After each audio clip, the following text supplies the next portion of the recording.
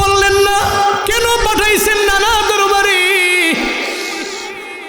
নানাই কইছে এজন্য তোমাদের মনে এখন তো ব্যথা লাগছে, তবে কম আমি মায়ের যদি কইতাম, আমি মায়ের দিলটা খান খান হয়ে যাইতো, ফাইটা যাইতো। তোদের ছাড়া কেমনে থাকবো আমি? এখনও তোরা ছোট মানুষ, নানারও হারাইলি, আমি মায়েরও যদি হারায়া ফেলবো তাহলে তো চোখের পানি ফেলে সারা জিন্দেগি লাগে কান্দ। এটার কারণে আমি তোমাদের বলতে পারি নাই রে সন্তানেরা। তবে অসুবিধা নাই, তোমাদের জন্য রবের দরবারে দোয়া করব, আল্লাহ পাক তোমাদের দুধে ভাতে খাওয়াবে। মা সন্তানের দোয়া করে দিলেন। এরপরে একটু পরে হজরতে ফাতেমা রাদিয়াল্লাহু আনহা হজরতে আলী স্বামীরে ডাকলেন আর বললেন, ও স্বামী, স্বামী গো, আপনার দরবারে ইন্তেকালের আগে আমি দুইটা আবদার জানাই। এই বারাইরের আম্মা জানেরা, এই বুড়িচঙ্গের আম্মা জানেরা, কুমিল্লার আম্মা জানেরা, আপনাদের পায়ে ধরি মা, আপনি কেমন নারী হবেন আজকের এই বয়ান থেকে আপনি শিক্ষা নিবেন। আপনি কেমন নারী হবেন, আপনি কোন টাইপের নারী হবেন। হযরত ফাতেমা বলে, স্বামী রে, স্বামী রে, আমি তো আপনার ঘরে আইছি, আপনার ঘরে আসার পরে আপনার হক আমি পরিপূর্ণ আদায় করতে পারি নাই। আপনার ঘরের মধ্যে আসার পরে আপনার হক আমার পরিপূর্ণ আমার পক্ষ থেকে হয়তো আদায় হতে না পারে। যদি আদায় না হয়ে থাকে হাসরের ময়দানে মিজানের দাড়ি পাল্লায় অথবা কোনো কাঠগড়ায় যদি আপনি আমারে বলেন, এই ফাতেমা, আমি তোমার প্রতি অসন্তুষ্ট, আমার বাবা লক্ষ লক্ষ উম্মতের সামনে লজ্জিত হয়ে যাবে, আমি সন্তানের কারণে আমার বাবায় লজ্জিত, আমি জীবনেও কোনোদিন এটা মাইনা নিতে পারবো না। ও স্বামী আমার, আমারে মাফ করে দাও, আর জীবনের শেষ বিদায় তুমি আমায় দাও, কারণ আমি সন্ধ্যার আগেই দুনিয়া থেকে বিদায় নিয়ে চলে যাব। এটা বলার পরে আবার হযরতে আলীও কান্দে আর কয়ে, বিবি রে, তুমি আমার থেকে বিদায় নেও, আর তুমি আমারে বলো তোমার আমার পরিপূর্ণ হক তুমি আদায় করেছ কি না। মূলত তো তুমি আমার সব হক আদায় করলা, জীবনেও কোনোদিন তুমি আমার সামনে চোখ রাঙ্গায় কথা বলো নাই। কিন্তু বিবি রে, আমি তো তোমার হক পরিপূর্ণ আদায় করতে পারি নাই, আমি তোমার উপযুক্ত ছিলাম না, কারণ তুমি জান্নাতি সব নারীদের সর্দারিনী নারী। আমার ঘরের মধ্যে এমন অনেক দিন গিয়েছে খানা নাই, আমি তোমারে সকালেও খাওয়াইতে পারি নাই, আমি তোমারে দুপুরেও খাবার দিতে পারি নাই, আমি তোমারে রাতের বেলাও দিতে পারি নাই। ও বিবি রে, আমি তোমার হক পরিপূর্ণ আদায় করতে পারি নাই।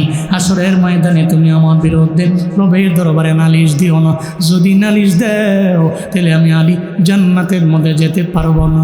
এবার ফাতেমা কয়ে, স্বামী, আপনি তো আমার পরিপূর্ণ হক আদায় করলেন। স্বামীও কয়ে, বিবি, তুমি আমার পরিপূর্ণ হক আদায় করলা। এবার বিবিও কয়ে, স্বামী, তো আপনিও তো আমার হক পরিপূর্ণ আদায় করলেন। এটা বইলে ফাতেমা কয়ে, 1 নম্বর আবদার আমার পূরণ হয়ে গেল। আমি তো বুঝতে পারলাম আপনি আমারে মাফ করে দিলেন, এখন জান্নাতে যাওয়ার আর কোনো প্রতিবন্ধকতা নাই। আম্মা জান, আপনি তো স্বামীর সাথে যেই পরিমাণে অন্যায় আচরণ করেন, যেই পরিমাণ চোখ রাঙা কথা বলেন, আপনি নামাজি, আপনি আমলওয়ালা, আপনি রোজা রাখনে বলি, আপনি যত দামি নারী হন না কেন, আপনার স্বামী রাজি না, তাহলে তো জান্নাতে যাওয়ার আগে স্বামী প্রতিবন্ধক হয়ে দাঁড়ায় যাবে। আল্লাহ গো, তার প্রতি আমি রাজি না, তারা কেমনে জান্নাতের মধ্যে দাও। এই জন্য স্বামীর সাথে কোনো খারাপ আচরণ করা যাবে না। মদিনার নবীদের জন্যই কইছে, স্বামীরা এত আত্মেরা কিয়ামতের ময়দানে গেলে জান্নাত পাবেন গো আম্মা। এরপরে ফাতেমা কয়, আমার 2 নম্বর আবদার হলো, স্বামী রে, আমি তো মারা যাব, আমি সন্ধ্যার আগে মারা যাব, দুনিয়া থেকে বিদায় নিয়ে যাব, তবে আমার ইন্তেকালের পরে আপনি আমার দাফন করার ব্যাপারে, আমার জানাজা দেওয়ার ব্যাপারে আপনি বিলম্ব করবেন না, দেরি করবেন না, বিলম্ব করা ছাড়াই আমারে আপনি দাফন করে ফেলবেন। এই কথা কেন বললেও হযরতে আলী কয়, ও ফাতিমা, তুমি তো 2 জাহানের বাদশাহ নবীর কন্যা, তোমার তো এত পরিমাণে দাম, এলাকার মানুষ যখন শুনবে তুমি নাই, সব এলাকার লোকেরা দৌড়ে দৌড়ে তোমার জানাজার মধ্যে চলে আসবে রে ফাতেমা। কেন বললা রাতের অন্ধকারের মধ্যে জানাজা দেওয়ার জন্য?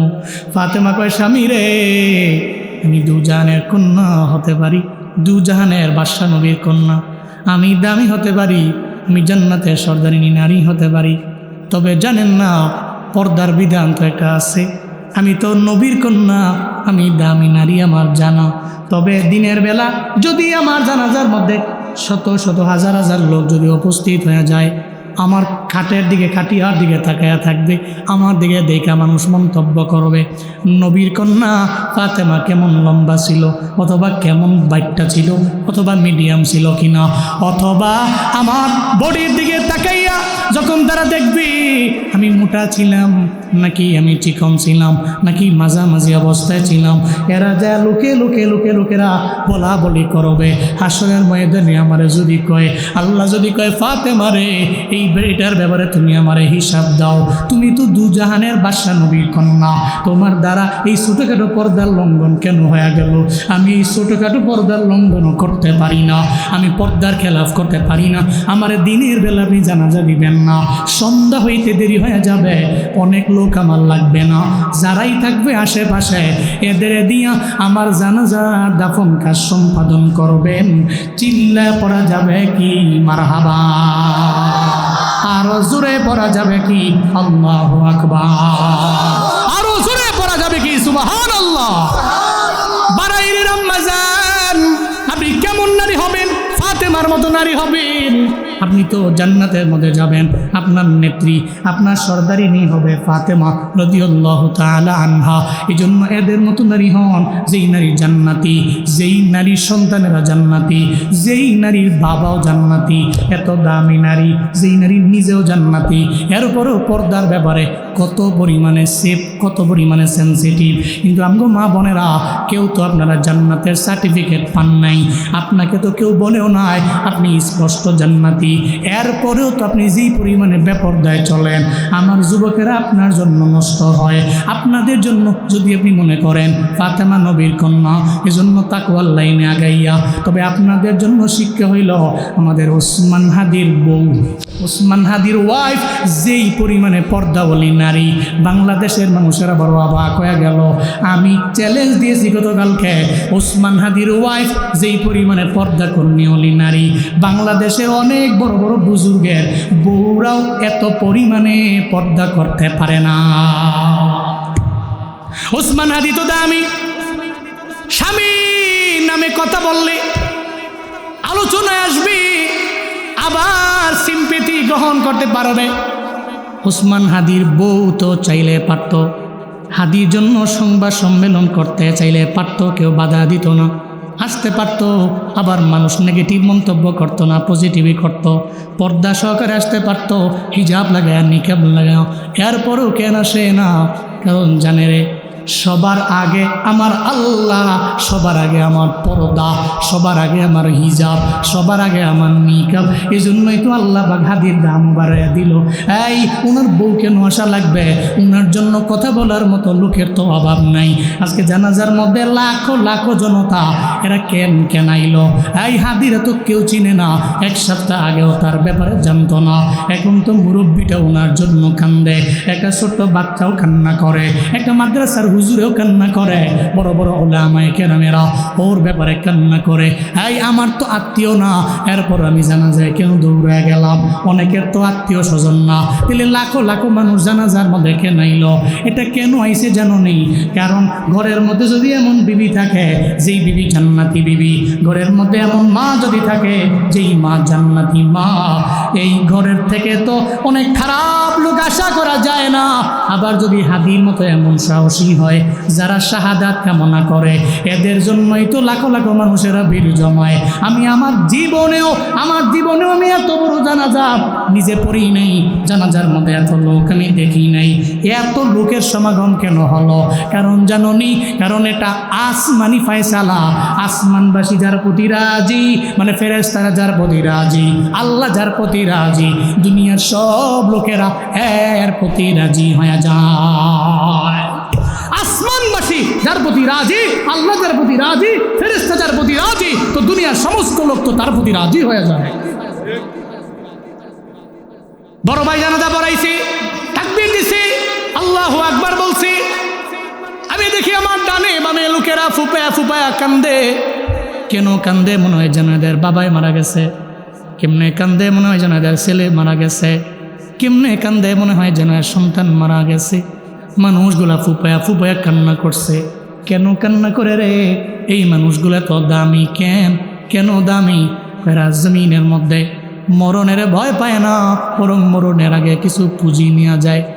বাড়াইয়ের আব্বা যান আম্মা যান, আপনি চাইলে হতে পারেন হাদির বউয়ের মতো। এই আমার বোনেরা, আপনি হতে পারেন হাদির বিবির মতো। আমার যুবক বাবারা, আপনি হতে পারেন উসমান হাদিদের মতো। আপনি তো আগের জামানার কাহিনী আপনার পছন্দ নাও হইতে পারে, যা দেখি না দুই নয়নে, বিশ্বাসও করি না গুরুর বচনে। আপনি মানতেও পারেন, নাও মানতে পারেন, তবে বর্তমান জামানায় তো মানতে পারেন। এটাই তো আমার আল্লাহ মাঝে মাঝে দেখায়। আল্লাহ যারা খাঁটি বান্দা, এরা মৃত্যুবরণ করার পরে এদের জানাজার মধ্যে প্রমাণ হয় আসমানওয়ালা এদের প্রতি রাজি কি রাজি না। চিল্লা পড়া যাবে কি আল্লাহু আকবার, আরো জোরে আল্লাহু আকবার। এটা তো আল্লাহ দেখা দেয় আসমানওয়ালা রাজি কি রাজি না, তা জানা যায় হয়। ইমাম আহমদ ইবনে হাম্বল রাহিমাহুল্লাহ বলতেন, এই জালেমেরা, দুনিয়াতে আমরা ভালো না তোরা ভালো, আমরা হক না তোরা হক, আমাদের আর তোদের মাঝে পার্থক্যটা দুনিয়াতে মৃত্যুর আগে নাও হইতে পারে, তবে আমাদের পার্থক্যটা তখনই বোঝা যাবে আমার জানা যায় আর তোর জানা যায়। ইমাম আহমদ ইবনে হাম্বল বলতেন, আমাদের আর তাদের মাঝে পার্থক্য হইল জানা যায়। বহু লোক আছে মইরা গেছে, মাত্র লাশটারে কোনো রকম গুছাইয়া মুছে 3-4 জন 5 জন 6 জন মিল্লা কোন রকম খালি দাফন করছে। কর লাশ বেড়া উড়ে লিব, যে জুলুম করছে। এই জন্য বীরেরা মরে না, হাজিরা মরে না, এরা চিরজীবন বেঁচে থাকে। এদের জন্য মানুষ কান্দা কান্দা দোয়া করে। পার্থক্যটা এখানেই। একটা জানা যায় লক্ষ লক্ষ মানুষ আপনার জন্য কান্দা দোয়া করতেছে, আর আরেকজনের জানা যায় খালি কোনোরকম তারে লুকোচুরি করিয়া তারে খালি কবরের মধ্যে ডুবা খালি, নাইলে কিন্তু মাইরা মুইরা লিব। মরছে তো কই মরারে মারস কা, কই লড়ে কা, হেরো মারবো, ডরে ভয়ে কোনোরকম খালি দাফন কর। হ্যাঁ, জীবনটাকে এমনভাবে গঠন করতে পারবো না ইনশাআল্লাহ, পারবো না বাবা ইনশাআল্লাহ। আল্লাহ তৌফিক দান করেন। আপনার মরণের পরে মানুষ কাঁদবে, আপনি বলতে পারেন হুজুর আমার তো সেই সাহস নাই, আমি তো সেই সেলিব্রিটিও না, আমি চাইলেও তার মতো হতে পারবো না। আপনি তার মতো কেন হবেন? আপনার পাড়ার লোকে চিনে না, আপনার গ্রামের লোকের আপনাকে চিনে না, চিনে। আপনার মরণের পরে আপনার পাড়ার লোকেরাই কইতাছে আপনার খাটিয়ারের সামনে রেখা, ছেলেটা ভালো ছিল, লোকটা ভালো ছিল, মহিলাটা ভালো ছিল। এর চাইতে সফল জিন্দেগি এই পৃথিবীতে আর কি হতে পারে? এর চাইতে সফল জিন্দেগি আপনার মৃত্যুর পরে মানুষ বলতেছে এই লোকটা ভালো ছিল, মন থেকে ফিল করছে লোকটা ভালো ছিল, মন থেকে বলছে, মৌখিক নয়। সফল জিন্দেগি আর কি আছে? আর কার এত সফল জিন্দেগি হতে পারে? কার আমার দেখান, কার সফল জিন্দেগি হতে পারে? আর চাইতে না, কারো নাই। এর মানে সফল জিন্দেগির জন্য আপনি দুনিয়াতে এমন কিছু করে যেতে হবে, লিয়াবলুয়াকুম আইয়ুকুম আহসানু আমালা। আল্লাহ যে মৌত দিলেন পরীক্ষা করার জন্য, আপনি কিছু পুঁজি নিয়ে গেলেন আর জীবনটাকে এমনভাবে গঠন করলেন, আপনি মরলেন, আপনি হাসতেছেন, আপনার জন্য মানুষ চোখের পানি ফেলে কান্না করছে। কিন্তু এমন জীবন গঠন করেন না আপনার মরণের পরে মানুষ ইন্না লিল্লাহ না পইরা সমানে খালি লিখতেছে আলহামদুলিল্লাহ। এমন জীবনের কোনো দাম নাই, এই জীবনের কোনো দাম নাই। আল্লাহ আমাদের সবাইকে এমন সুন্দর জীবন গঠন, সব আল্লাহকে দুষ্টামি করা যায় না। চলে গেছে যাওয়ার পথেই রাস্তায় পথিমধ্যে যাওয়ার পথে আরেকটা মেয়ে দেখছে, দেহে যে হের গায়ে যে গেঞ্জি, মাইয়ার গায়েও সেই গেঞ্জি, দেহে যে হেজে প্যান্ট ঘুরে আছে, মাইয়ার পরনো সেই প্যান্ট। এত দেহার পরে কই তুমি আমি সমান, আমারও বউ নাই তোমারও জামাই নাই, তুমি আমি সমানই তো, সাবা সাবা। সমান সমান মনে কইরা এরপরে দেখবেন ওই মহিলারে মাইয়ার ইফটিজিং করে, কারণ তখন তার নফস তারে বাধা দেয় না। ও তো দেখার পরে মনে করে যে এই নারীকে ইফটিজিং করা যায়, উত্তক্ত করা যায়, কারণ এই নারীর ড্রেস আপ বলে দেয় ও কোনো ভালো ঘরের মাইয়া নয়, এটা বলে দেওয়া যায়। কোনো ভালো পরিবারের সন্তান, কোনো ভালো ঘরের মেয়ে জীবনও কোনোদিন পুরুষের ড্রেস আপ করে ঘর থেকে বের হবেন। আপনি তো মনে করছেন আপনার টাকা আছে, আপনি দামি বাড়ির মালিক, আপনি অনেক কোটি কোটি টাকার সম্পদের মালিক, আপনার কয়েকটা Harrier, Prado, land cruiser Prado, বহুত গাড়ি আছে আপনার, সন্তানের জন্য প্রত্যেকের নামে নামে আছে। আপনি মনে করতেছেন আপনি সফল? ইম্পসিবল। আপনি নিজেকে সফল বলতে পারেন, আমি না। যদি আপনার ঘরের বউ পর্দা করে না, আপনার ঘরের মাইয়া পর্দা করে না, এরা রাতের বেলা সব বের হয়, কোনো খোঁজখবর নাই, বেপর্দা চলাফেরা করে, আপনার মতো ব্যর্থ পুরুষ এই পৃথিবীতে সেকেন্ড নম্বর কেউ নাই। বুঝে না, বুঝে না তো, মা বোনটাও বুঝে না, পর্দা করে না। আর ঈদের আগে তো কোয়া লাভই নেই। সাত্তারখানে যাইয়েন, সাত্তারখানে আমি তো ওই ছোটোবেলা থেকে বড় হয়েছি ঢাকায়, এখনও ঢাকায়। তা আমি কুমিল্লা শহর আসিনি, এর চাইতে ডাবল টিবল তিনি ঢাকা হই, কুমিল্লা চিনিই না। মাঝে মাঝে ওই প্রোগ্রাম থাকলে সদর দক্ষিণমুখী সদর এলাকায়, তো ওই সময় কয় হুজুর এন নয় ফোরেন, আমাকে চিনি টিনি না, ম্যাপ দেও। আরে কয় কি হুজুর কুমিল্লা লোক নাম নেই, মানে চিনি নাম না, কুমিল্লা বড় হয়েছি না, তো ঢাকায় বড় হয়েছি, চিনি না। তো মাঝে মাঝে ইনকেস কোনো কাজে যখন যাই দেখি তো আমরা কি ড্রেস আপ, কি পোশাক পরিচ্ছদ। আর অধিকাংশ নারী হয় যেই নারীরা প্রবাসীদের বউ হয়, স্বামী বিদেশ থাকে, আমার তো জামাটা কিনা দিই না নাই, আমার শাড়ি কিনা দিই না নাই, তো হৌরে একটা আইনা দিছে, চোখটা দিয়ে এমনি কি আনছে, বুড়ার ঘুরে বুড়া আনছে কি এটা, আপনি বুঝছেন না? আপনি মুরব্বী মানুষ। আচ্ছা নেক্সট টাইম আমি যাবো না, তো গিয়া বেড়ার সামনে সুন্দর করে আরাম করে বইয়া, বেড়াও চেয়ার দিছে, টুল দিছে, বইতো ভিডিও বইছে। আবার টেহাও তো গরম, কারণ স্বামী থেকে বিদেশ, এ তো মনে করতেছে চাপ দিছে, টেহায় বসে। কিন্তু এই কষ্ট যে কি পরিমাণ এরা করে, এটা তো আর হেরা জানে না। যাই দাম কত? 4000। দইরেই কয়েছে 3500 দেই, কত দে? 3500 দিই। বেড়াই কয় আহা লস হয়। বেড়া কি কয় লস হয়। এরপরে কয় কি আচ্ছা ঠিক আছে আবার লইয়া যান গা। এ বেড়া তো মনে মনে কয় আপনার জামে আইলে দাম কইলে 1500, আপনি কইছেন 3500। এ ভিডিও মোটামুটি কাপড়টা লইয়া সুন্দর করে শপিং করে বাইতে সমস্ত বাবি টাবি যারা আছে দেখাইতেছে, দেখেন না কি লাভ করছি, বেটা 4000 কইছে, আমি 3500 দিয়ে লইয়ে পড়ছি, বহুত লাভ করছে ভিডিও। বেডা আইব, ভিডিও আইব, সব মানে ওয়াজ শুনবো, এটা না বালা আপডেট হুজুর আছে না, ইয়াংদের হুজুর, যুবকদের হুজুর, যুবতীদের হুজুর, বহুত হুজুর আছে। এই হুজুরি বলা, এই হুজুর বলা না নষ্ট। আল্লাহ আমাদের নারীদেরকে ভালো করেন, সকলে পড়েন আমিন। ওনারা ভালো মানে ঘরটা ভালো, ওনারা ভালো তাহলে পরিবার ভালো, ওনারা ভালো একটা পরিবার ভালো, আরেকটা পরিবার ভালো, আরেকটা পরিবার ভালো, আরেকটা পরিবার ভালো, সবগুলো পরিমাণ মিলে একটা সমাজ, তো সমাজ ভালো, সমাজ ভালো, সমাজ ভালো, সমাজ ভালো, সমাজ ভালো, সমাজ ভালো, সমাজ ভালো তো গ্রাম ভালো, গ্রাম ভালো তো গ্রাম ভালো, তো গ্রাম ভালো তো ইউনিয়ন ভালো, ইউনিয়ন ভালো তো ইউনিয়ন ভালো তো উপজেলা ভালো, উপজেলা ভালো তো জেলা ভালো, জেলা ভালো তো আমার দেশ ভালো।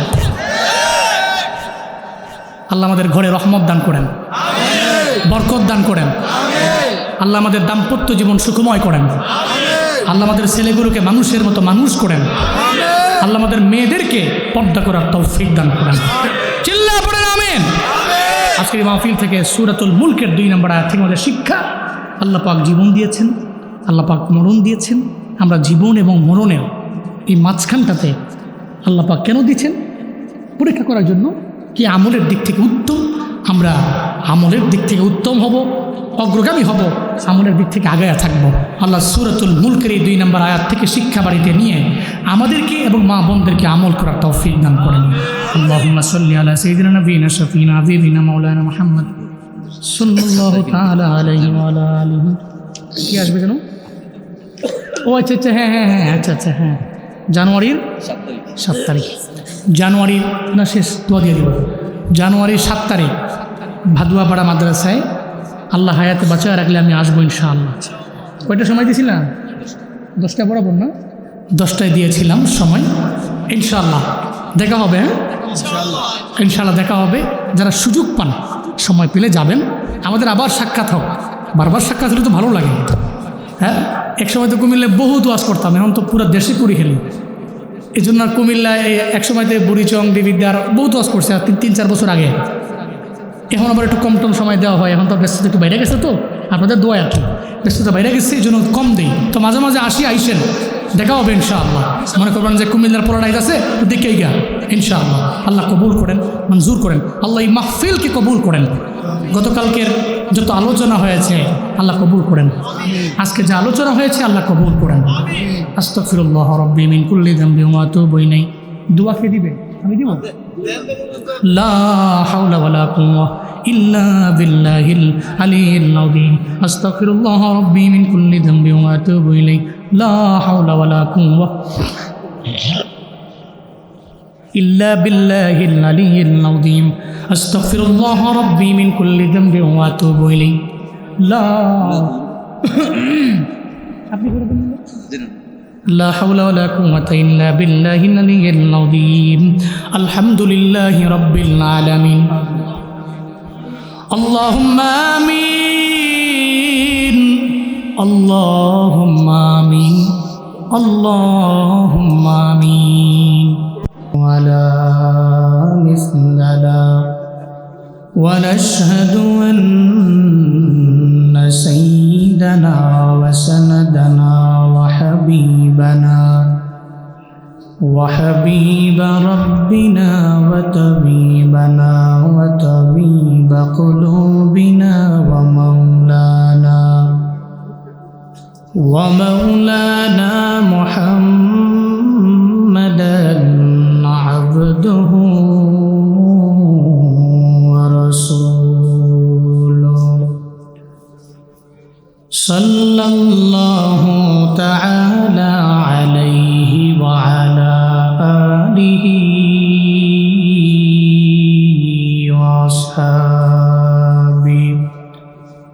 وأصحابه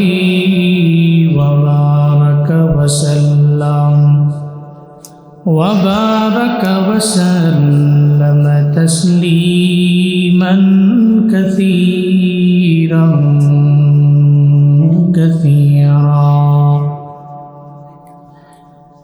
الذي أرسله الله تعالى بالحق بشيرا ونذيرا وداعيا إلى الله بإذنه وسراجا منيرا. اللهم صل على محمد النبي الأمي وعلى آله وسلم تسليما. وبعد فأعوذ بالله من الشيطان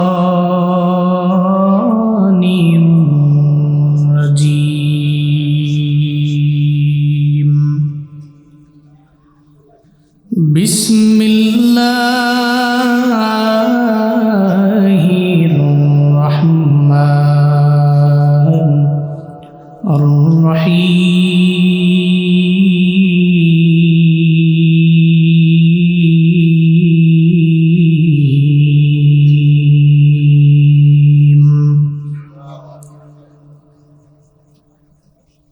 الذي خلق الموت والحياة ليبلوكم أيكم أحسن عملا وهو العزيز الغفور.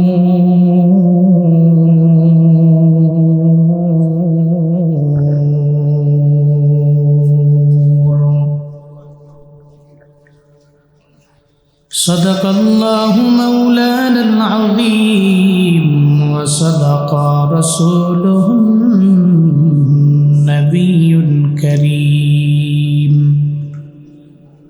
ونحن على ذلك لمن الشاهدين والشاكرين والذاكرين والحمد لله رب العالمين.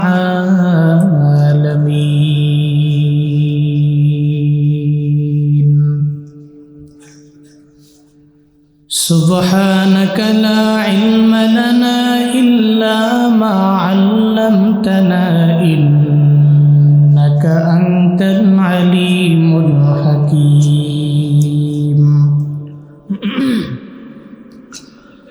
رب اشرح لي صدري ويسر لي أمري واحلل عقدة من لساني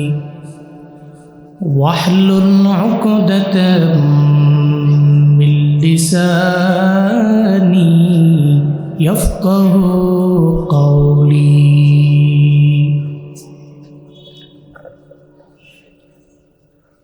कौनैन का मुख्तार खुदा तुमको बनाया,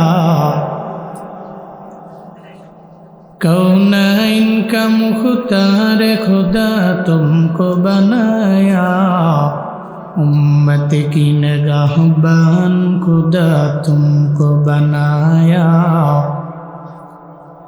उम्मत की निगाहबान खुदा तुमको बनाया.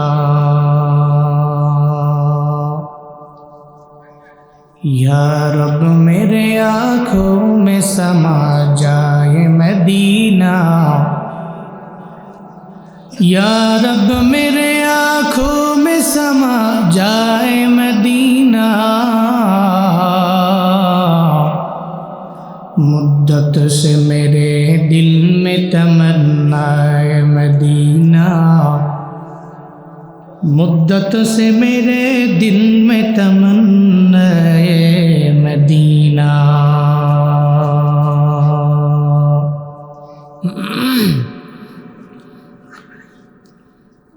बड़ाईर बैतुल मुक़द्दस जामे मस्जिদের উদ্যোগে আয়োজিত 2 দিন ব্যাপী 56তম বার্ষিক তাফসীরুল কুরআন মাহফিলের আজ শেষ দিন, শেষ অধিবেশন 20 ডিসেম্বর 2025। মুতাবাররকি মজলিসের সম্মানিত প্রধান অতিথি, আন্তর্জাতিক খ্যাতি সম্পন্ন মুফাসসির কোরআন,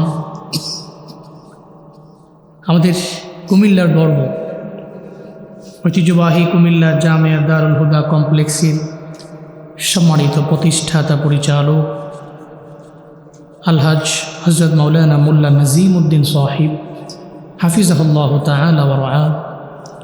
আজকের মাহফিলে আমার আগেই আপনাদের সামনে কোরআন এবং হাদিস থেকে দারাজ কণ্ঠে আলোচনা করেছেন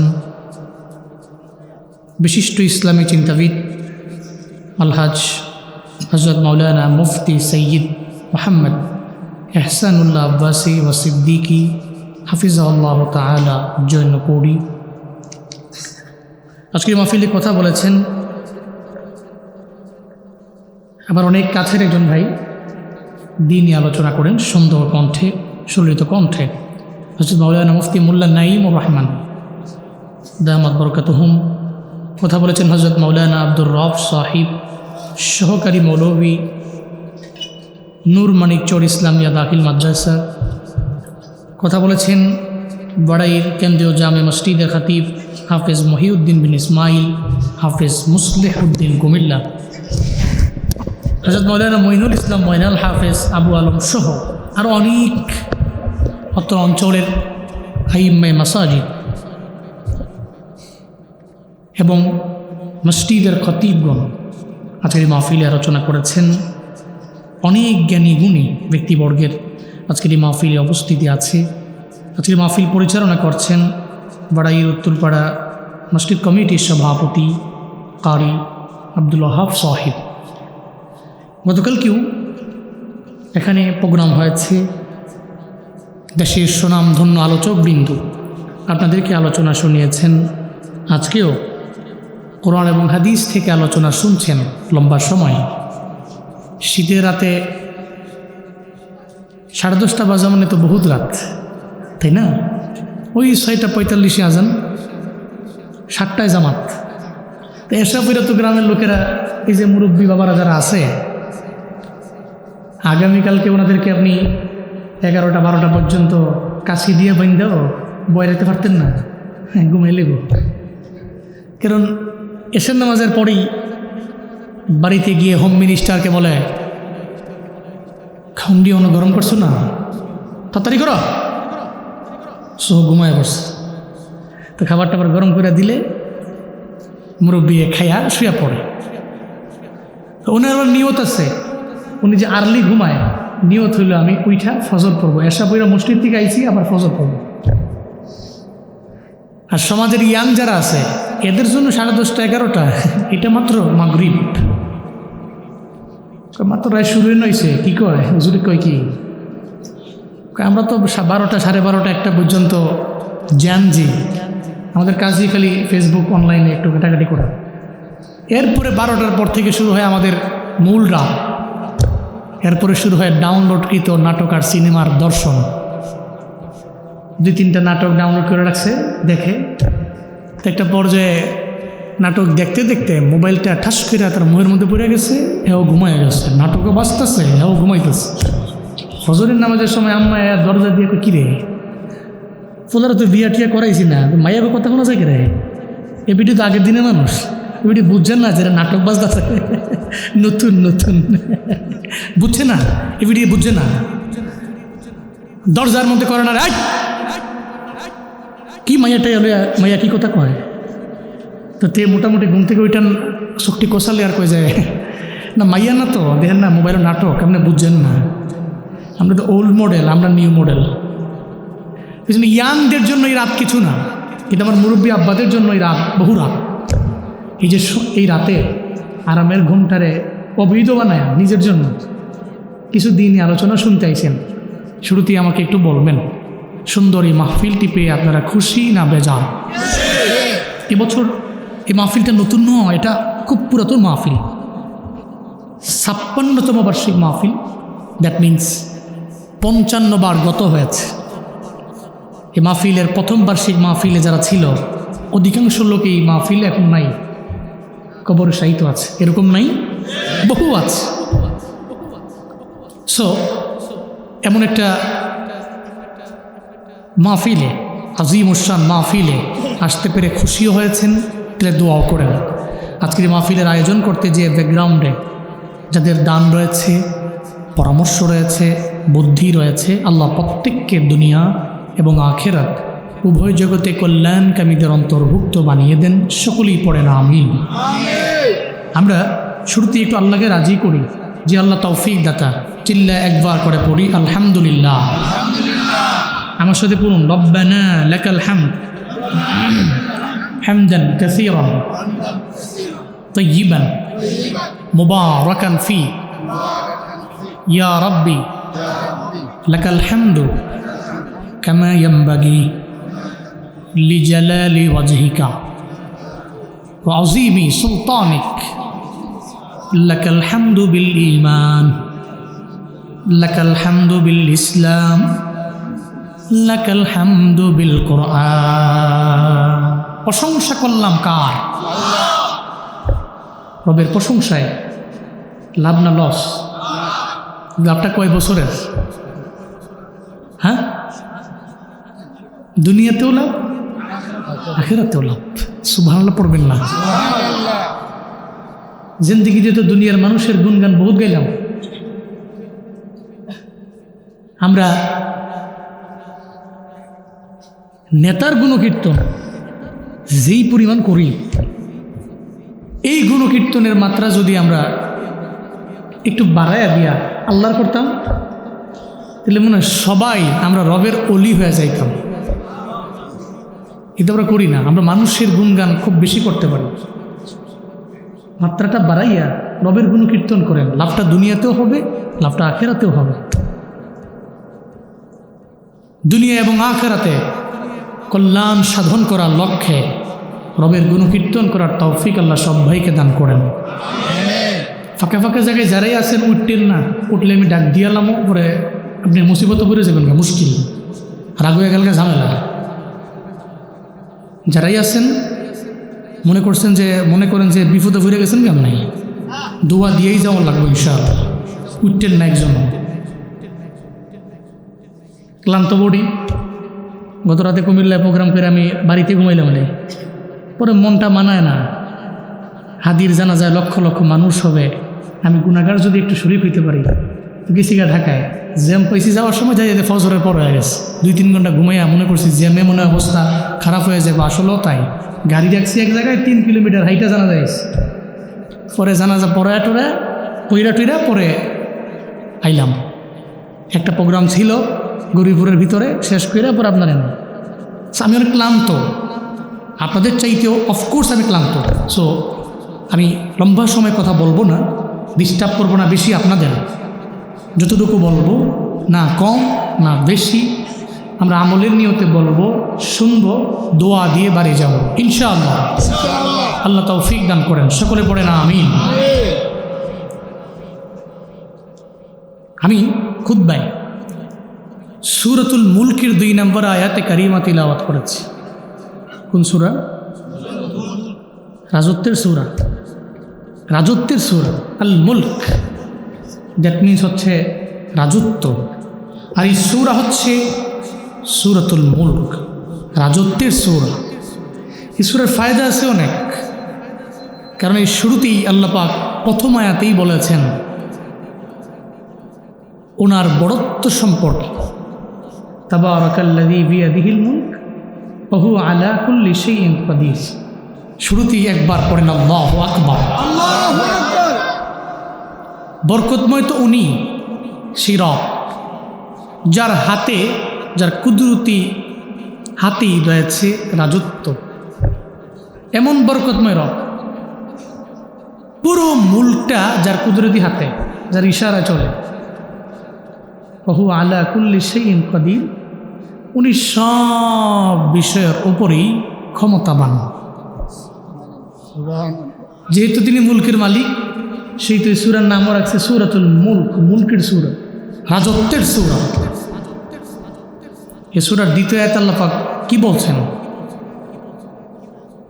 আল্লাযী খালাকাল মাউতা ওয়াল হায়াতা লিয়াবলুয়াকুম আইয়ুকুম আহসানু আমালা ওয়া হুয়াল আজিজুল গফুর।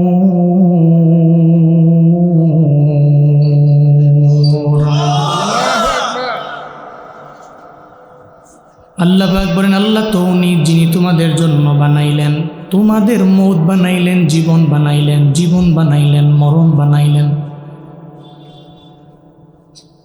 আল্লাহ বলেন, জীবন বানাইলাম আমি, মরণ বানাইলাম আমি আল্লাহ। কেন বানাইলাম? আল্লাহ তো জীবন দিলে পারতেন, আল্লাহ মরণ তো না দিলেও পারতেন বান্দারে। ডাইরেক্ট তো হাসরের ময়দানে বান্দা রবের দরবারে যাইতে পারত। আল্লাহ পাক মরণ কেন দিলেন? এই দুনিয়ায় কেন আল্লাহ পাক থাকতে দিলেন না? এই দুনিয়াতে আল্লাহ মায়া করে বানাইয়া কেন রবের দরবারে আবার নিয়ে যাবেন? আল্লাহ বলেন, লিয়াবলুয়াকুম আইয়ুকুম আহসানু আমালা। আল্লাহ পাক বলেন, জীবন বানাইলাম আমি রব, মরণ বানাইলাম আমি। কেন? আমি আল্লাহ জীবন বানাইলাম, আবার কেন মরণ বানাইলাম? লিয়াবলুয়াকুম আইয়ুকুম আহসানু আমালা। আল্লাহ কয় পরীক্ষা করার জন্য আমলের দিক থেকে কোন বান্দা বড় আগায়া, কোন বান্দা নামাজের দিকে আগাইয়া, রোজার দিকে আগাইয়া, নেক আমলের দিকে আগাইয়া, কোন বান্দা নেক আমলের দিকে আগাইয়া আমলের লাইনে কে বড় দামি। লিয়াবলুয়াকুম, যাতে করে তিনি পরীক্ষা করতে পারেন, আইয়ুকুম আহসান, কে অনেক দামি উত্তম। কোন দিক থেকে? আল্লাহ কয় আমালা, আমলের দিক থেকে কে দামি, কে অতি দামি, কে অতি আগায়া। আল্লাহ এটা পরীক্ষা করার জন্য আল্লাহ কয় আমি আল্লাহ জীবনও আমি বানাইলাম, মরণও আমি বানাইলাম।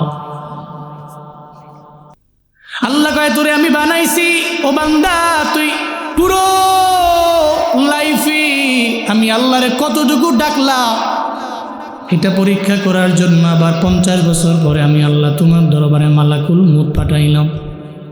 60 বছর পরে তোমার দরবারে মালাকুল মউত পাঠাইলাম। তোমার 65-70 বছর পরে তোমার দরবারে আমি আল্লাহ মালাকুল মউত পাঠাইলাম। দুনিয়াতে এমন কোনো বান্দা নাই যেই বান্দা মারা যায় নাই। আমাদের আপনাদের সবার আদি পিতার নাম হলো আদম আলাইহিস সালাম। এত লম্বা মানুষ, একাধারে পৃথিবীর সর্বপ্রথম মানব, আদি পিতা আদম আলাইহিস সালাম। 60 হাত লম্বা ওই পয়গম্বর, উনিও তো দুনিয়া থেকে বিদায় নিলেন। আদম নবীও দুনিয়া থেকে বিদায় নিলেন। আল্লাহ পাক বললেন মালাকুল মউত আদম নবীর রূহটাকে বের করে নিয়ে আসো। মালাকুল মউত আদম নবীর দরবারে আয়েশা কয়, ইয়া আদম আনা মালাকুল মউত উকিলা বিকুম। এই আদম, আমি আপনার রূহটাকে কবজ করার জন্য চলে আইলাম। কি তুমি? কয় মালাকুল মউত। আদম নবী কয়, আল্লাহর পক্ষ থেকে আমার হায়াত আল্লাহ পাক আমায় দিয়েছে 1000 বছর। কেন তুমি 940 বছর বয়সে আমার দরবারে তুমি কেন আইলা? 940 বছরে কেন তুমি আমার রূহটা নেওয়ার জন্য আইলা? এটা বলার পরে মালাকুল মউত কয়, হায় হায় আল্লাহ, আপনার নবী পৃথিবীর সর্বপ্রথম মানব আদম বলে কি? ওই কি বলে? ওই 940 বছরে নাকি আমি তার দরবারে আইলাম। আল্লাহ কয়, মালাকুল মউত আমার আদম পয়গম্বর ভুইলা গেল। আদমের মনে নেই উনি যে রূহের জগতের মধ্যে ওনার সন্তান দাউদ আলাইহিস সালামের উনি হায়াত দিয়া দিলেন 60 বছর। এই ব্যাপারে ওনার মনে নাই। এই আমার নবী আদম আলাইহিস সালাম, আবার আদি মানব আদম আলাইহিস সালাম, আমগো সবার বাবা, উনি ভুইলা গেছে। এই জন্য ওনার যত সন্তানেরা আছে এরাও দেখবেন ভুইলা যায়। নাসিয়া আদম ফানাসিয়া বানু, আদম নবী ভুলে গেল, এই জন্য সন্তানেরাও ভুলে যায়।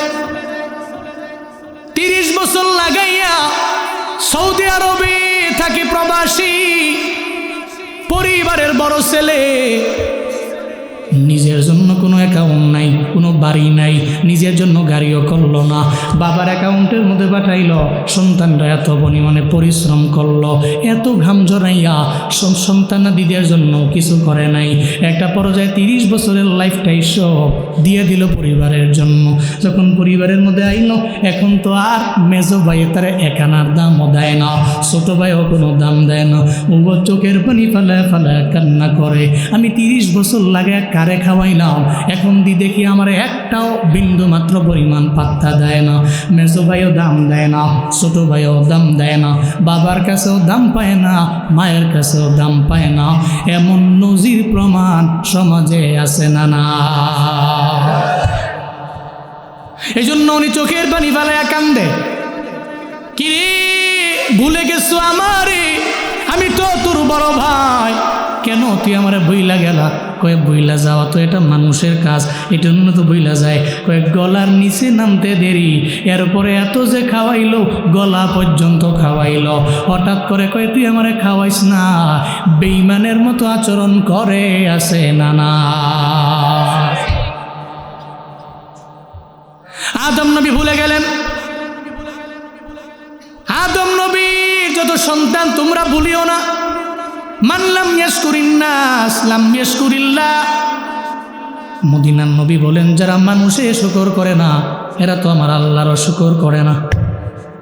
মানুষের শুকর আদায় করতে শিখবেন, তাহলে আমার আল্লাহরও শুকর আদায় করা যাবে। আদম নবী ভুলে গেলেন, বললেন ও মালাকুল মউত তুমি আল্লাহর কাছে যাও, আমার তো হায়াত বাকি আছে 60 বছর। আল্লাহ পাক বলে, ও মালাকুল মউত আমার নবী কি বলে? কয় আরো 60 বছর বাঁচবার চায়। কয় যাও না নবীর দরবারে, ওই নবীর দরবারে চলে যাও। আদম নবীর দরবারে আইসা এবার কয় আপনার আরো 60 বছর দিয়ে দিলাম। যখন 1060 বছর ওনার পূর্ণ হয়ে গেল, মালাকুল মউত এবার হাজির। এবার আদম নবী আর কিছু বলে না। আদম কয় যেহেতু থাকতে পারবো না, আমার রূহটারে বের করে নিয়ে যাও।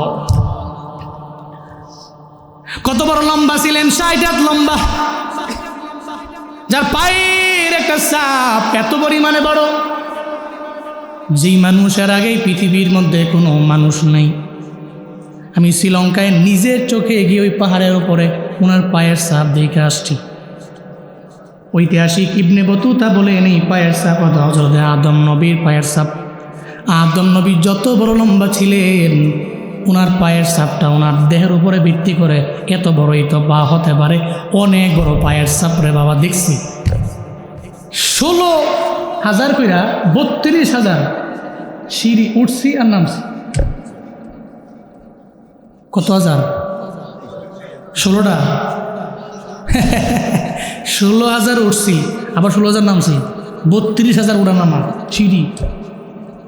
আবার এই সিঁড়ি আমাকে বিল্ডিংয়ের সিঁড়ি না, আমাকে বিল্ডিংও 3 তলা লাভ দিলে উঠে যাও, এটা সিঁড়ি না, এটা ডিস্টেন্স আছে। এই রুম বড় হাগান দিয়ে উড়ো লাগে, ছোটোখাটো কদম দেওয়া যায় না, কষ্ট। তা আমার লোকে উঠছিল আমার ওই ফ্রেন্ড আছে রায়হান, সবার পরিচিত বিশ্বজয়ী কারি আবু রায়হান। তো দুইজনে মিলে উঠছি। এত ঠিক না মানুষ, আমি মোটা মানুষ, আমি হাঁপায়া যাই, হ্যাঁ খালি আমারে বারবার করে উঠো, খালি হাঁপায়া যাও, মোটা মানুষ চিকুন তো উঠতেছে খালি। 5 ঘন্টা লাগাই উঠছি, 4 ঘন্টা লাগাই নামছি। নামার পরে তাকায় দেখি কই উঠছিলাম, ওরে সুবহানাল্লাহ, বহুত মুরব্বী লোকরা উঠতেছে চেষ্টা করে। আদম নবীর পা কত বড় ছিলেন, জমিনের মধ্যে আল্লাহ পাক ওনাকে নামাইছেন, জমিনে থাকতে দেন নাই, চলে গেছেন নাকি এখনো বেঁচে আছে, ইন্তেকাল করেছেন। এর মানে আমরা আদি পিতা যিনি, পৃথিবীর সর্বপ্রথম মানব যিনি, উনি যদি বিদায় নেন তাহলে আমরা বিদায় নিব না, চলে যাব। কাইফা তাকফুরুনা বিল্লাহি ওয়া কুনতুম আমওয়াতান ফাআহইয়াকুম সুম্মা ইউমীতুকুম সুম্মা ইউহয়ীকুম সুম্মা ইলাইহি তুরজাউন। চিল্লা জোরে করে পড়েন আল্লাহু আকবার। আল্লাহ পাক বলেন, বান্দারে কেমনে তুমি আমি আল্লাহকে অস্বীকার করো রে বান্দা, অথচ কুনতুম আমওয়াতা, তোমরা ছিলে মৃত মায়ের গর্ভের মধ্যে। মায়ের গর্ভের মধ্যে আমি আল্লাহ বড় মায়া করে তোমার ভিতরে আমি আল্লাহ রূহ দিলাম। এরপরে তোমার মায়ের গর্ভ থেকে আমি আল্লাহ ডেলিভারির মাধ্যমে দুনিয়ার জমিন তোমারে আমি আল্লাহই তো দেখাইলাম। এই বান্দা তুমি জমিনের মধ্যে আসলা, আমি আল্লাহ তোমার জীবন দিয়া দিলাম। 1 নম্বরে তুমি ছিলে মৃত, এরপরে আমি আল্লাহ জীবন দিয়া দিলাম। এরপরে আবার হবে তোমার মরণ। তোমার 60, 70, 80 বছরের জিন্দেগির পরে আমি আল্লাহ তোমার দরবারে মালাকুল মউত পাঠাবো। আবার এই বারজাকের জীবনে থাকবে তুমি কত বছর, এই ব্যাপারে কারো জানা নাই। কবরের মধ্যে অনন্তকাল থাকার পরে এরপরে বান্দারে আমি আল্লাহ আবার তোমারে উঠাবো। ইসরাফিলরে যেদিন বলবো তুমি সিংহার মধ্যে ফুৎকার নিয়ে দাও, ইদা জুলজিলাতিল আরদু জিলজালাহা ওয়া আখরাজাতিল আরদু আথকালাহা ওয়া ক্বালাল ইনসানু মা লাহা। চিল্লা পড়েন আল্লাহু আকবার। আল্লাহ পাক বলেন, ইসরাফিলরে আমি বলবো সিংহায় ফুৎকার দাও, জালজালা হয়ে যাবে, জমিন কম্পন হয়ে যাবে, কম্পনে প্রকম্পিত হয়ে যাবে জমিন। বান্দারে যখন প্রকম্পিত হয়ে যাবে, কবর থেকে মানুষগুলো চোখ কষালতে সব খবর থেকে জাগবে। এই জমিনের মধ্যে যত যা আছে জমিন বের করে ফেলবে, এই জমিনের মধ্যে যত সম্পত্তি আছে সব বের করে ফেলবে। ওদিন এই মানুষগুলো পাগলের মতো হয়ে যাবে, হায় হায় কি দেখলাম, জমিন বুঝি এমন হয়ে গেল, জমিন তার ভেতর থেকে সব বুঝি বের করে দেয়। এই সম্পদের জন্যই বুঝি এত পরিমাণে একটা মানুষের আমরা মারলাম, এই সম্পদের জন্যই বুঝি, এই মালের জন্যই বুঝি ওসমান হাদি নামের সত্য পোলাডার মাথার মধ্যে বুলেট মাইরা ওরে দুনিয়া থেকে বিদায় করে দিলাম, এই মালের জন্যই বুঝি। আবু সাঈদের দেহের মধ্যে গুলি মেরেছি, এই মালের জন্য বুঝি। মুখ ধরে পানি লয়া পানি পানি করে চিল্লায়, ওই মুখ ধরে এই পানির এই টাকার জন্যই, অ্যামাউন্টের জন্য, এই ক্ষমতার জন্য বুঝি মেরেছি। ওদিনও আফসোস করে করে বারবার বলবে, আজকে তো জমিন যত সম্পদ আছে জমিন থেকে বের করে দিল, যত মাল আছে সব এই জমিন থেকে বের করে দিল। এর মানে বাবা যেদিন কিয়ামতের ময়দান কায়েম হয়ে যাবে ওদিন মানুষ আফসোস করে করে বলবে, তাহলে জমিনের মধ্যে তো কাউরে হত্যা না করলেও পারতাম, কাউরে তো আঘাত না করতেও পারতাম, আর কাউকে তো এতিম না বানাইও পারতাম, কারো মা বাবা সন্তানদের না মারলেও তো পারতাম।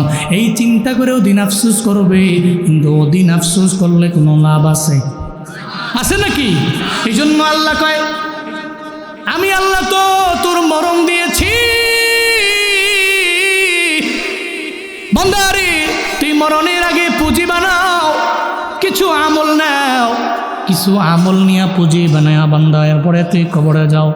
কারণ বারজাকের জীবনের পরে ওদিন যখন মুসা নবীর জন্য আল্লাহ পাক রব্বুল আলামিন লাঠির মাধ্যমে রুট বানায় দিছে 12টা, কেউ বলেন একটা, কেউ বলেন 12টা। তো 12টা রুট হইল অথবা একটা রুট হইল, একটা দিয়া সবাই যাবে, একটা বানাইলেই পারত, আল্লাহ তো একটা বানাইলেই পারতেন, 12টা কেন? কেউ বলেন একটা রুট বানাইলে বনি ইসরাইলের লোকরা ঘাটতেরা, এই পৃথিবীতে সবচেয়ে ঘাটতেরা উম্মত থাকলে শুধু এই মুসা নবীর উম্মতি ছিল। যুদ্ধের ময়দানে নবী যাইতো, যাওয়ার পরে এখন বুঝে না হইলে মুসা নবীরে কইতো, তুমি আর তোমার আল্লাহ মিলা যুদ্ধ করো, আমরা জায়গা নবীরে ফালাই ফুলাই দিয়া দৌড় মারতো সব। তো 13 টাইপের ছিল এরা। এই জন্য মুফাসসিরিনে কেরাম করলেন এদের জন্য রুট একটা করলে ধাক্কা দিয়ে কোনো সময় ফালাই দেয় ফুংটা তো। এই চিন্তা কইরা রোড বানাইছে 12টা, জাতি ছিল কম, ছিল এদের 12টা, গোত্র ছিল 12টা। এক গোত্রের লোক আরেক গোত্রে তো একটু থাকতে পারে না, আছে না, রেসারেসি আছে না, এটা আমাদের সমাজেও আছে। মিয়াজি বাড়ির লোকে মুসলমানদের বাড়ি লাগালাগি এরকম আছে না, থাকে না কিছু মাঝে মাঝে, কঠিন লাগালাগি, হ্যাঁ কঠিন মারামারি। আল্লাহ পাক বলছেন রুট বানাইছি 12টা। এক কৌমের লোকেরা যে রুট দিয়ে যাইব আর এক কৌমের একজন লোকও এই রুট দিয়ে যাইব না, অন্য রুট দিয়া। তো মুসা নবীর কারণে এরা বাইজা গেছে, এরা সব চলে গেছে। ফেরাউন তো দৌড়ে দেখে কিরে নীল নদীর মধ্যে এত কেন, রাস্তা কেন? ফেরাউন মনে মনে চিন্তা করে, জীবনে যেন রাস্তা মাস্তা দেখছি না, ঠিক না? এটা তো মনের মধ্যে প্রশ্ন জাগতেই পারে। আপনি যাচ্ছেন, আপনি যাবেন ধরেন দৌলদিয়া ঘাট, ফেরিঘাট, আরিচা ঘাটে গেলে সবার জানা আছে এনে ফেরি আছে, ফেরিতে গাড়ি উঠে ওপারে গেলে রাজবাড়ি, এবারে মানিকগঞ্জ, সবার জানা আছে। তা আপনি অনুযায়ী দেখতেছেন হঠাৎ করে 3-4টা রাস্তা হয়ে গেছে, আপনার মাথা মতো নষ্ট হয়ে যেত না? আরে করছে কেটা এটা?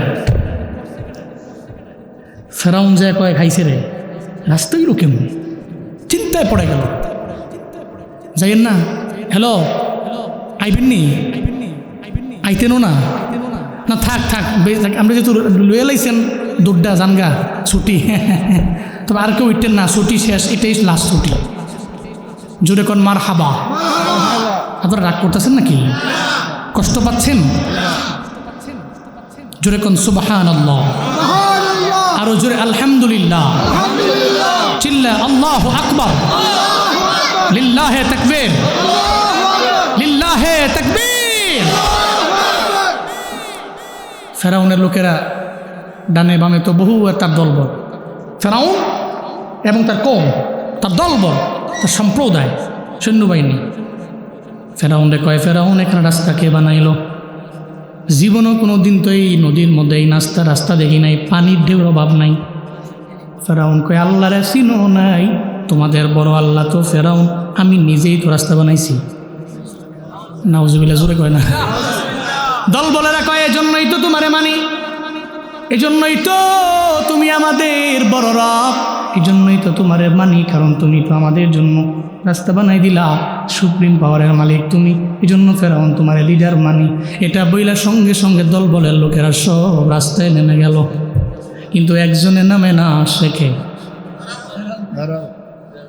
দলবল তো জানে না এই খেলা, ফেরাউনের তো জানা আছে, মনে হয় আজকে স্বাভাবিক কোনো কিছু ঘটবে না, অস্বাভাবিক কিছু হয়ে যাবে, কারণ এখানে রাস্তা গেছিল না, এই রাস্তা হয়ে গেল, মুসা নবীও পার হয়ে গেল। তাহলে যে কোনো একটা কাহিনী আছে, নামতে চায় না, দলবলরে নামায়া দিল। এই দুনিয়াতে বড় বড় জালেমেরা এরা বাঁচার জন্য নিজের ব্যক্তিগত হেলিকপ্টার দিয়া দৌড় মারে, 16 বছর লাগায়া, 20 বছর লাগায়া। যারা তার পেছনে খাটল রে, এদের কথা মনে রাখে না, কারণ বিপদে পড়লে কয় চাচা নিজের প্রাণ আগে বাঁচা। ফেরাউন কয় আমি নামবো না, ঘোড়া নিয়ে দাঁড়িয়ে আছে, দলবল নাইমা গেছি, ফেরাউন ঘোড়া দাঁড়িয়ে রইছি। হঠাৎ করে এবার আল্লাহ কয় ও ফিরিস্তা, ফেরাউন কেন নামে না? ফেরাউন রক্ত মরণের ডরায়, ফেরাউনও তো ডরায়। ফেরাউন মনে মনে চিন্তা করে আজকে ঘটনাটা স্বাভাবিক হবে না অস্বাভাবিক হয়ে যাবে, আমি নামতে পারি না। সব দল বলের লোকেরা নাইমা গেল, ফেরাউন নামে না। ফেরাউন ঘোড়ার মধ্যে স্টেট ফরওয়ার্ড দাঁড়ায় আছে। এমন হালাতে আল্লাহ পাক বলেন ও ফিরিস্তা, তুমি একটা মহিলা ঘোড়া হইয়া দৌড়ে যাও, কারণ ফেরাউন যেই ঘোড়ার মধ্যে আছে এটা বেডা ঘোড়া, আর বেডা ঘোড়ায় যদি বেডি ঘুরি দেখে তাহলে মাথা ঠিক আছে নাকি?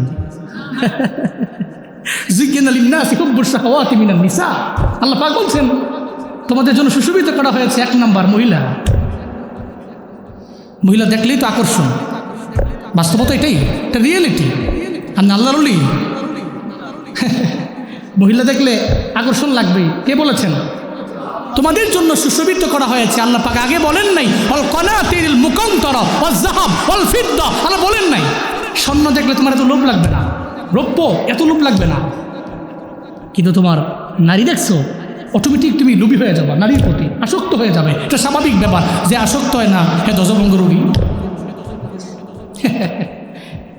এর মানে আল্লাহ পাক বললেন একটা বেডি ঘুরি হইয়া, ফেরেশতা তুমি যাও।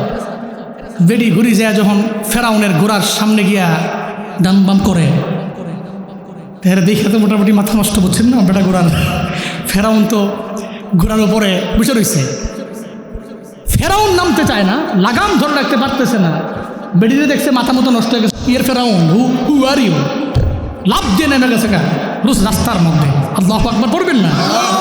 এদিকে ফেরেশতাও দৌড়ায়, মানে বেডি ঘুরিও দৌড়ায়। এদিকে ফেরাউন তো ঘোড়ার মধ্যে বসা, এবার দৌড়ায়। ফেরাউন কয়ে দাঁড়া রে যাইস না, দাঁড়া রে যাইস না, কারণ মরণ থেকে তো ফেরাউনও বাঁচবার চায়। ফেরাউন মনে মনে চিন্তা করে এই রাস্তা তো আমিও বানাই নাই, হয়তো কোনো একটা কারণে মুসা নবীরে হয়তো আল্লাহই বানায়া দিছে। কারণ ফেরাউনের মনেও তো চিন্তা আছে মুসা নবীর কথা মানে কার, আবার আল্লাহ সাহায্য করে মুসা নবীরে, এটাও দিলের মধ্যে আছে। এদিকে বেডি ঘুরি দৌড়ায়, ওদিকে ফেরাউনের ঘোড়া দৌড়ায়।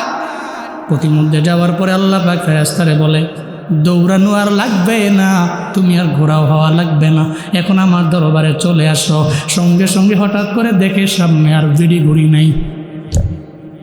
আল্লাহ পাক বলে ও নদীর পানি, আমার মুসার জন্য রাস্তা হয়েছিল লাঠির মাধ্যমে মাটি দিয়া, আর লাগবে না। ফেরাউন তো নাফরমান, ফেরাউন তো বেদিন, ফেরাউন তো বেঈমান, ফেরাউন তো আমি আল্লাহরে মানে না। যেহেতু ফেরাউন আমি আল্লাহরে মানে না, সেহেতু আর ফেরাউন এখানে টিকে থাকতে পারে না। রাস্তা আমি ফেরাউনের জন্য বানাই নাই, এই রাস্তা বানাইছি আমি মুসা নবীর জন্য। সঙ্গে সঙ্গে আল্লাহ বললেন এই রাস্তা তুই আগের পানির মতো হয়ে যা। এই রাস্তা পানি কথা মানে কা, আল্লাহ পাক বলতে দেরি সঙ্গে সঙ্গে পানির মধ্যে রাস্তা মিশে গেল। ফেরাউন নদের মধ্যে সুবায় আর ডুবায় কয় আল্লাহ মাফ করে দাও। আল্লাহ কয় এমন একটা সময় আইসা পড়ছে রে, এখন আর ক্ষমা নাই, এখন আর মাফ নাই। যে বিনয় নিয়ে গায় তারে আমার আল্লাহ মাফ করে, যে গাদ্দারি করে আমার আল্লাহ তারে সার দেয় না। যে বিনয় নিয়ে চলে আল্লাহ তারে মাফ করে, যে গাদ্দারি করে আল্লাহ তারে সার দেয় না। আপনি বিনয়ী, আপনি তাওয়াদু নিয়ে চলতেছেন, তাহলে আপনি আল্লাহর কাছে দামি। কিন্তু আপনার ভিতরে গাদ্দারি ভাব আছে, একটু ভাবসাব নিয়ে চলেন, তাকাব্বুরি নিয়ে চলেন, আপনার জন্য মাফ নাই, ক্ষমাও নাই। চুরি আছে না কোথা, চুরি তো করছো, আবার সিনার টান করে আমি চুরি করছি নাকি আমি, এই যে আপনি কইলো, এবার তো তার বিচারটা আরো বেশি কঠিন হইব, এত বুঝছে না। এর মানে চুরি সিনা চুরি যারা করে আল্লাহ পাক এদের মাফ করে দেয়। তো ফেরাউন ক্ষমতার মালিক ছিল, থাকতে পারছে? ধ্বংস হয়েছে না? চলে গেছে। এর মানে পৃথিবীতে জালিম, মাজলুম, নবী, এরপরে সাহাবা, যত আউলিয়া যারাই আছে সবাই চলে গেছে, সবাই বিদায় নিছে। তবে বিদায় নেওয়ার আগে যারা পুঁজি নিয়ে গেছে এরা দামি। সুবহানাল্লাহ পড়বেন না? বিদায় নেওয়ার আগে যারা পুঁজি নিয়ে গেল এরা দামি। এলাকার আম্মাজানদের ব্যাপারে অনেকেই তো বয়ান করে না। আমরা আম্মাজানদের ব্যাপারে বয়ান দরকার আছে না নাই? খালি আমরাই বয়ান শুনবো, আমরাই মরমু, আমার আম্মারা, আমার বোনেরা বয়ানও শুনতো না, এরা মরতও না। বিষয়টা কি এমন কিনা? এমন মা বোনদেরও দরকার আছে বয়ান। এই আম্মাজানেরা, আপনার এলাকার বারাইরের বাইতুল মুকাদ্দাস জামে মসজিদের মাহফিল, এলাকার মা বোনেরা অনেকে আছে বয়ান শুনতেছে। জুনায়েদ আল হাবিব কেমন বক্তা এদের জানা নেই, এদের ধারণাও নাই, জীবনে কোনো দিন নামও শুনে নাই, দেখেও নাই। তবে কেউ কেউ জানে কুমিল্লার একটা পোলা আছে নাম জুনায়েদ, বয়ান করে সারা দেশে, এতটুকু আমার মা বোনদের জানা আছে, অনেকের আছে। আমার মা বোনেরা পায়ে ধরি গমা, আপনাদের আবদার জানায় যায়, মরবেন, আপনিও মারা যাবেন, তবে মারা যাওয়ার আগে কিছু আমল নিয়ে যান, কারণ আপনারেও তো আল্লাহ বানাইছেন আমল দিয়া চেক করার জন্য। আল্লাহ পাক আপনার মরণ দিবে, আপনি জমিনের মধ্যে আমলের লাইনে কতটুকু আগে গেলেন আল্লাহ পাক দেখবে। আপনি কেমন নারী হবেন? আপনি হবেন আম্মাজান খাদিজার মতো নারী। কেমন নারী হবেন? আপনি হবেন ফাতেমা রাদিয়াল্লাহু তাআলা আনহার মতো নারী। কেমন নারী? যেই নারী পর্দার ব্যাপারে বড় সেন্সিটিভ, নামাজের ব্যাপারে আগাইয়া, স্বামীর খেদমতে আগাইয়া। মনে রাখবেন গো আম্মা, আপনাদের জন্য আমল সুজা, মা বোনদের জন্য আমল সুজা। কারণ মা বোনরা 4টা আমল যদি করতে পারে, মদিনার নবী কয় ইজা সাল্লাতিল মারওয়াতু খামসাহা, 5 ওয়াক্ত নামাজ, ওইজা সামার শাহরাহা, রমজানের 30টা রোজা, ও আহসানাত ফারজাহা, নিজের সতীত্বের হেফাজত, ও আতআত জাওজাহা, আয় ও আতআত বালাহা, স্বামীর ইতোয়াতানুগত্য বাধ্য। যদি 4টা গুণ নিয়ে কোনো নারী আগে যাইতে পারে, ওই নারীর জন্য মদিনার নবী কয় হাসরের ময়দানে আল্লাহ পাক নারীর দিকে ইশারা করে আল্লাহ বলবে, আই নারী, তুমি তো 4 গুণে গুণান্বিত নারী, উদখুলিল জান্নাহ। আল্লাহ পাক বলবে, ও নারী জান্নাতে ঢুকো। নারী বলবে, আল্লাহ জান্নাতের দরওয়াজা আছে 8টা, কোন দরওয়াজা দিয়া জান্নাতের মধ্যে ঢুকবো? বলেন না মদিনার নবী তাও কয়। যখন নারী বলবে জান্নাতের 8টা দরওয়াজার কোন দরওয়াজা দিয়া যাব, মদিনার নবী জানায়া দেয়, আল্লাহ বলবে মিন আইয়াবুয়াবিল জান্নাতি শিইতি। ও নারী রে, 4 গুণে গুণান্বিত হয়ে গেলা, তোর জন্য তো আমি আল্লাহ জান্নাত বানাইলাম। 8টা দরওয়াজা, যেই দরওয়াজা দিয়ে মন চায় ওই দরওয়াজা দিয়েই জান্নাতে ঢুকে যা। আপনি নারী হবেন ফাতেমা রাদিয়াল্লাহু আনহার মতো নারী। কেমন ওই দামি নারী, যেই ফাতেমার ব্যাপারে মদিনার নবী কয় ফাতিমা সাইয়্যিদাতুন নিসাই আহলিল জান্নাহ। জান্নাতের মধ্যে যত নারী যাবে সব নারীদের সর্দারিনী নারী হবে ফাতিমা। এত দামি নারী, উনি ইন্তেকাল করছেন রোজা মুখের মধ্যে লয়া, রোজা মুখের মধ্যে নিয়ে উনি দুনিয়া থেকে বিদায় নিয়ে চলে গেছে। মানে রোজা রাখছে, রোজা রাখা অবস্থায় ইন্তেকাল করলেন।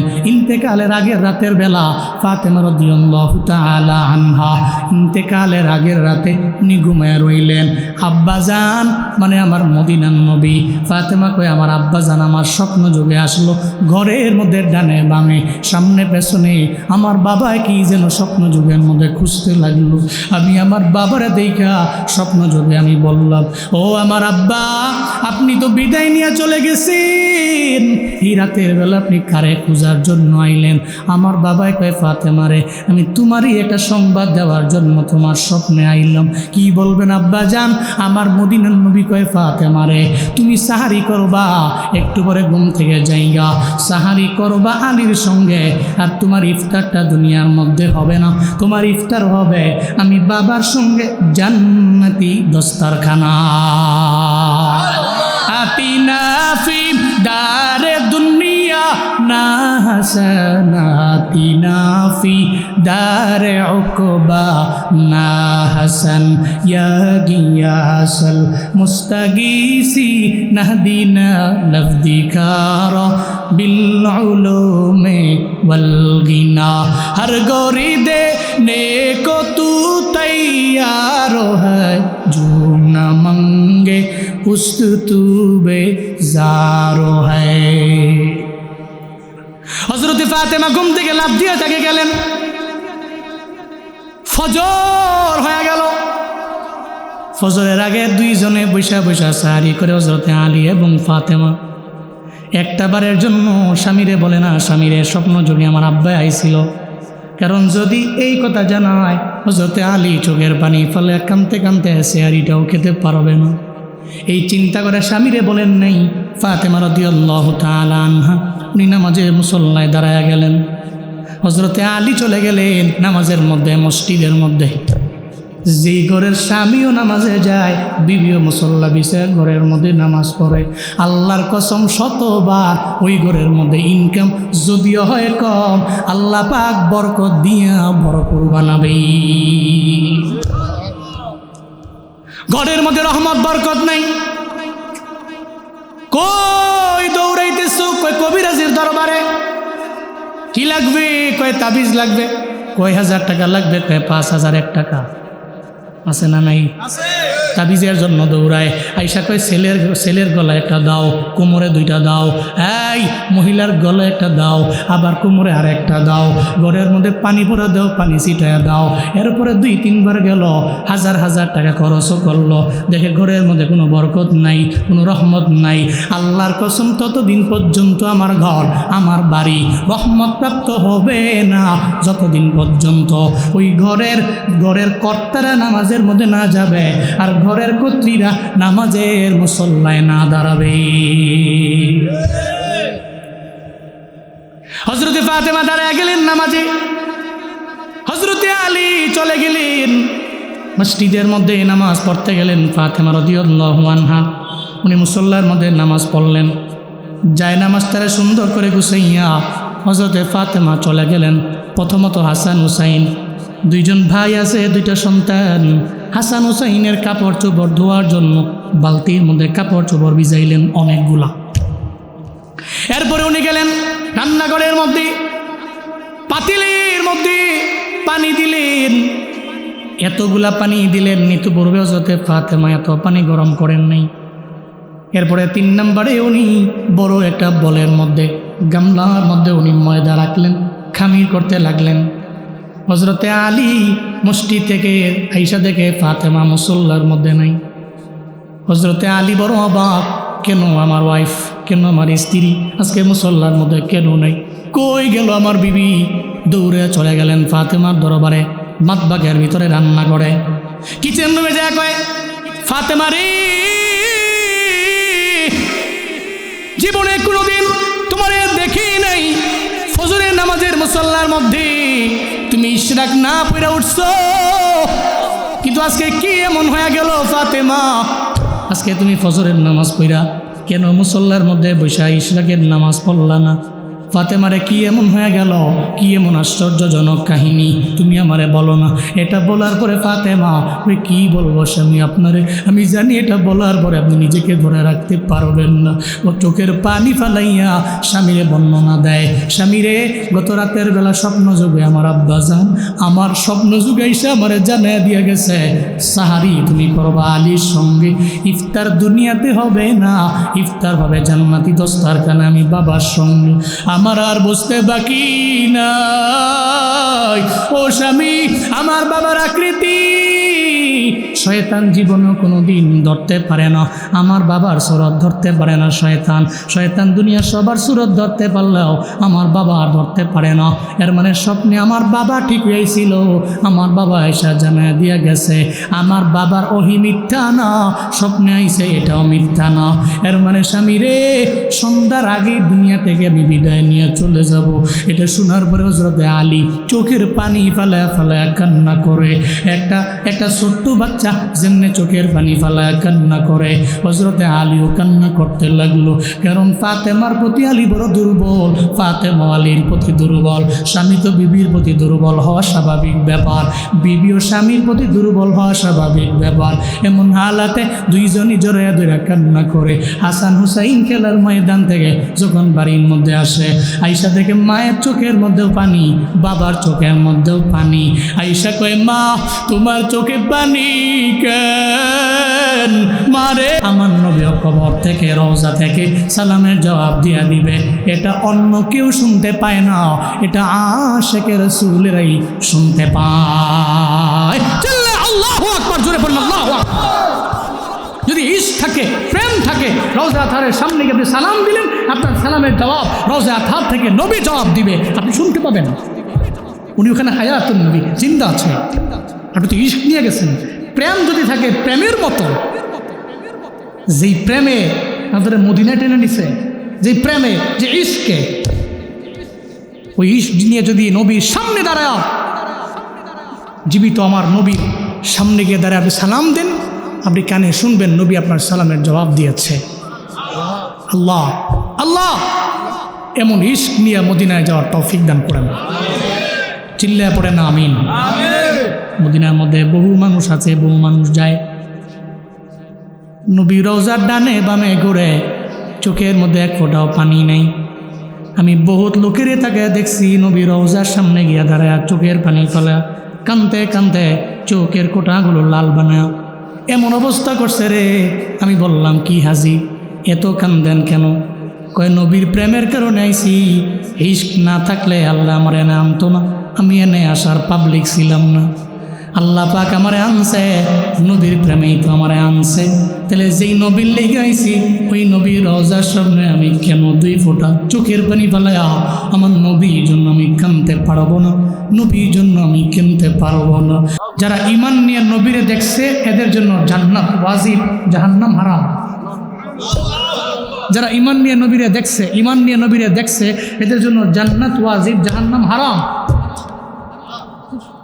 আল্লাহ জীবনে একবার হলেও যাওয়ার তৌফিক দিও, না পারলে নবীরাই না দিও, আল্লাহ কবুল করেন। হাসান হুসাইন যা রওজা আতহারের, মনে আসেনি?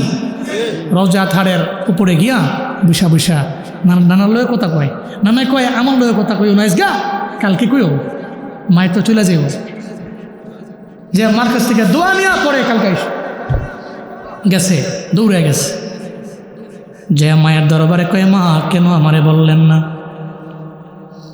আপনি চলে যাবেন মা, বিদায় নিয়ে চলে যাবেন, কেন বললেন না গো মা? এই যে অল্প সময় নষ্ট হয়ে গেল, এতক্ষণ তো আপনার চেহারার দিকে থাকতে পারতাম মা।